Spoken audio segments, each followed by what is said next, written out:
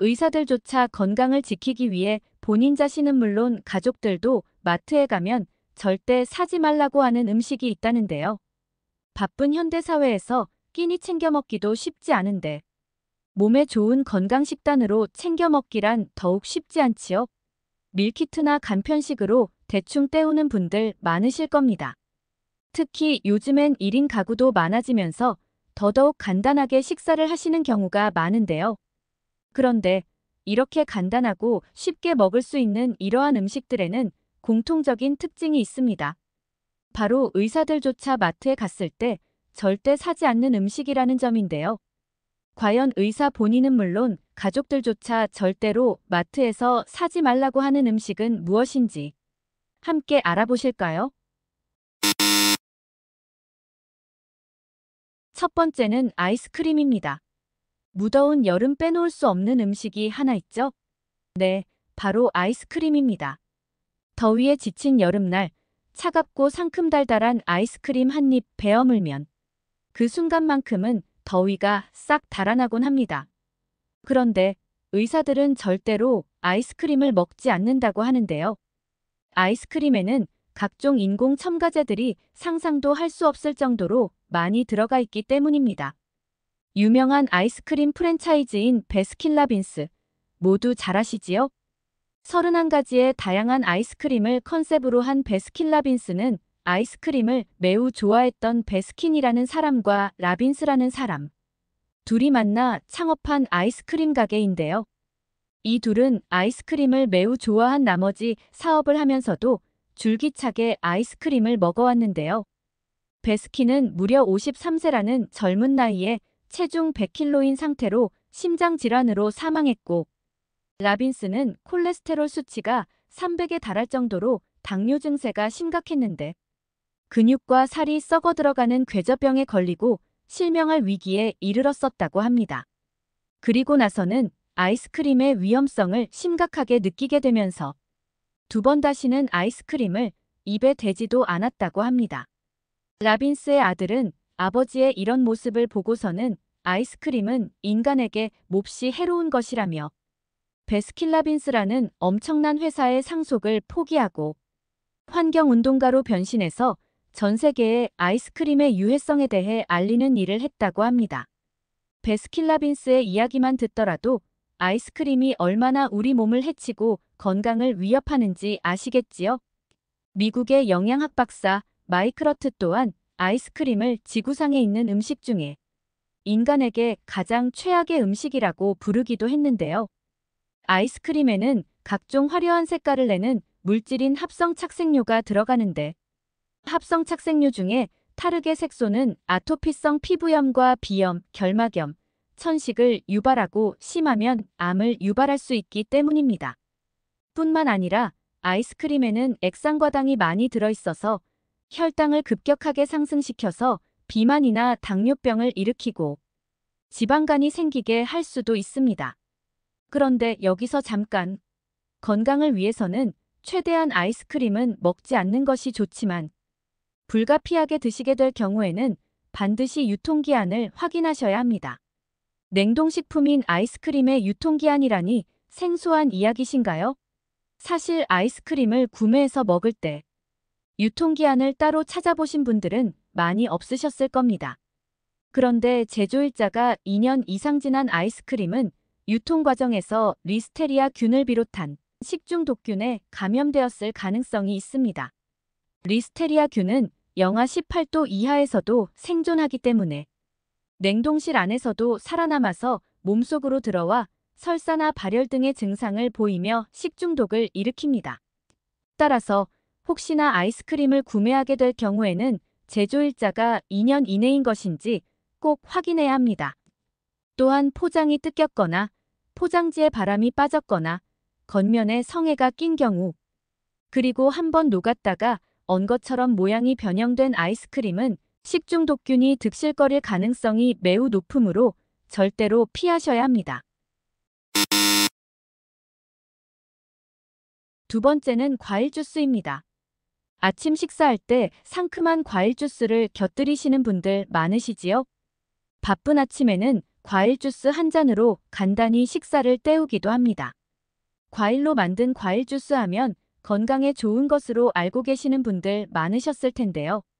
사실은 이 과일 주스는 건강을 해치는 독과 다름없는 음식입니다. 왜냐하면 시중에 판매 중인 과일 주스에는 다량의 당분이 들어있기 때문인데요. 어느 정도냐 하면 콜라나 사이다보다도 과일 주스에 당분이 많이 들어있을 정도입니다. 실제로 코카콜라 100ml당 당분 함량은 약 10.7g 정도인데 시중에 판매되는 오렌지 주스에는 100ml에 12g 이상의 당분이 들어있습니다. 깜짝 놀라셨나요? 무가당 주스는 괜찮지 않을까 생각하시는 분들 계시다면 이 또한 조심하셔야 합니다. 무가당이라 하더라도 무가당 주스 2잔을 마시면 일일 설탕 섭취량인 50g을 훌쩍 초과하기 때문입니다. 이미 과즙 자체에 충분한 양의 당분이 포함되어 있기 때문이죠.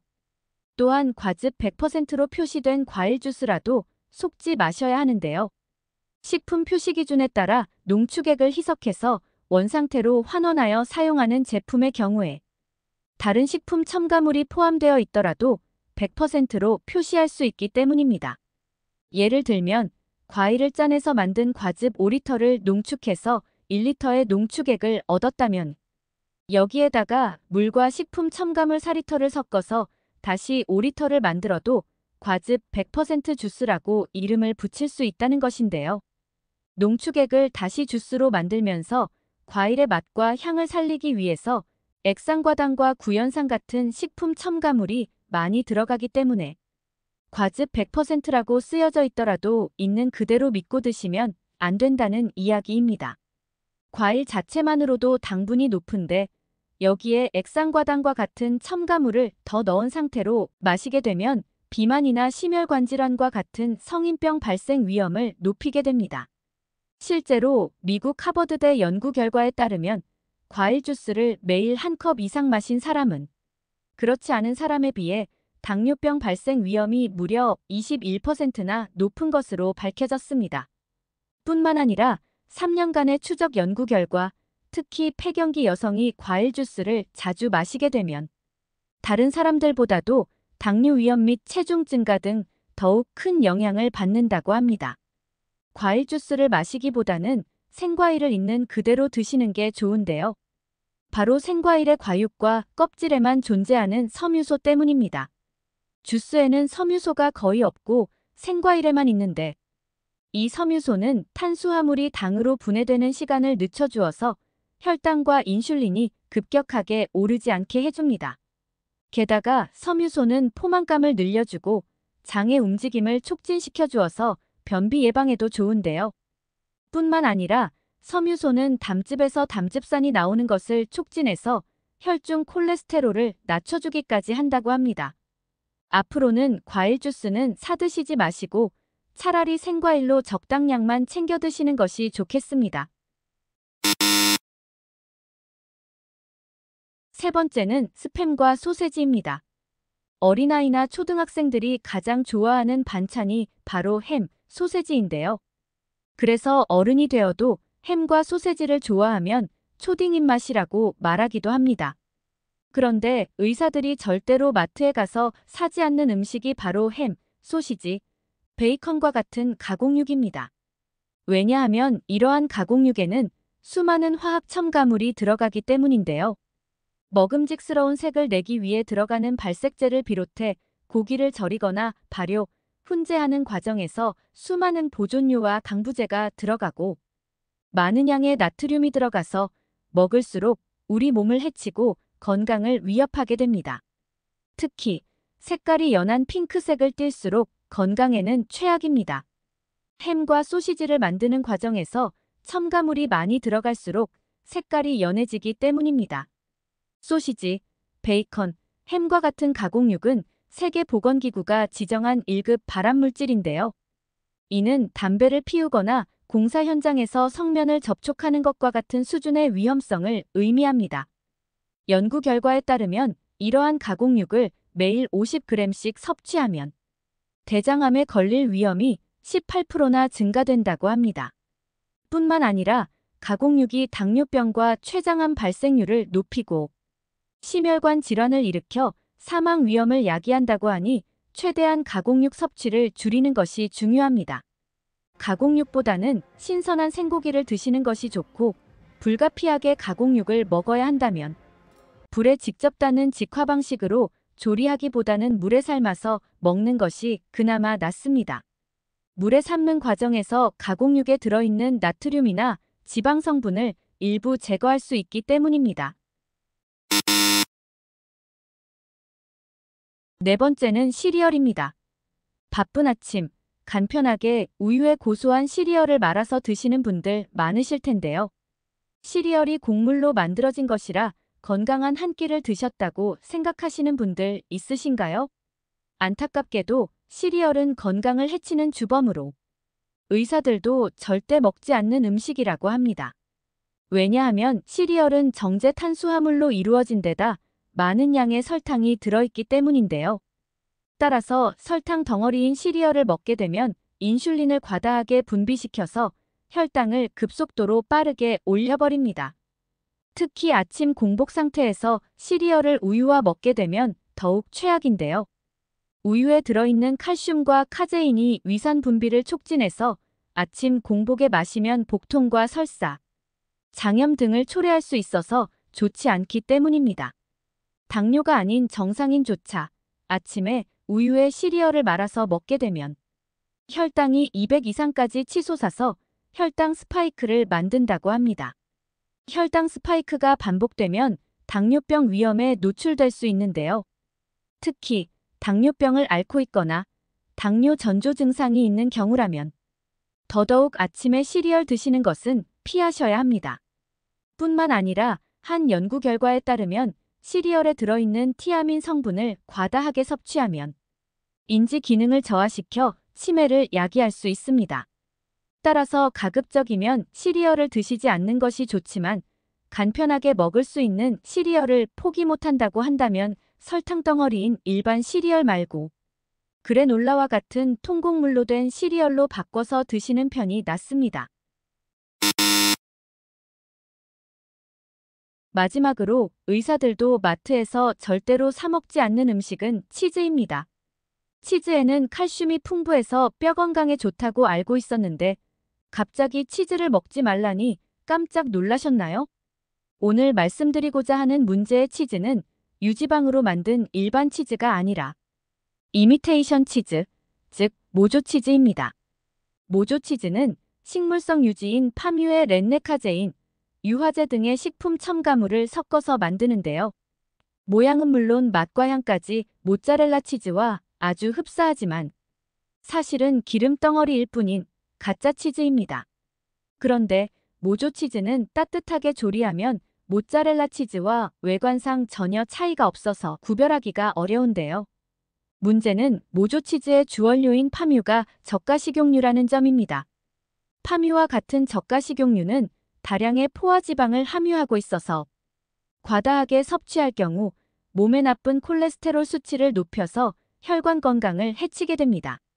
게다가 파뮤의 열량은 1g당 9칼로리로 영양소 중에서 가장 높은 칼로리를 가지고 있어서 파뮤로 만들어진 모조치즈를 자주 먹게 되면 비만 등의 성인병 발병 위험을 높이게 됩니다. 안타깝게도 우리나라에서는 모조치즈라도 땡땡치즈라는 이름으로 판매가 가능한데요. 따라서 이름만으로는 진짜 치즈와 모조치즈를 구분하기 어렵기 때문에 반드시 제품 표면에 적힌 식품 유형과 원재료를 꼼꼼하게 살펴보셔야 합니다.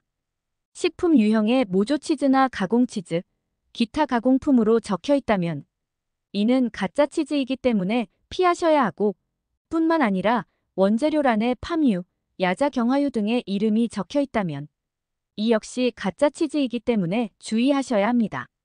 만약 5,000원짜리 피자나 떡볶이와 같이 저렴한 가격의 음식에 치즈가 듬뿍 올라갔다면 모조치즈로 의심해 볼 수 있겠습니다. 지금까지 의사들도 마트에서 절대로 사 먹지 않는 음식 5가지를 알아보았습니다. 건강을 위해서는 해로운 음식은 피하고 이로운 음식은 취하는 것이 중요합니다. 먹는 음식에 조심하여 건강을 지키도록 노력해야겠지요. 앞으로도 건강한 식습관과 올바른 정보를 전달하기 위해 노력하겠습니다. 오늘의 정보가 도움이 되셨다면 구독과 좋아요 꾹 눌러주시기를 부탁드리겠습니다. 앞으로도 행복하고 건강한 100세 인생을 위해 행복 100세 TV와 함께 건강한 삶을 채워나가요. 시청해주셔서 감사합니다.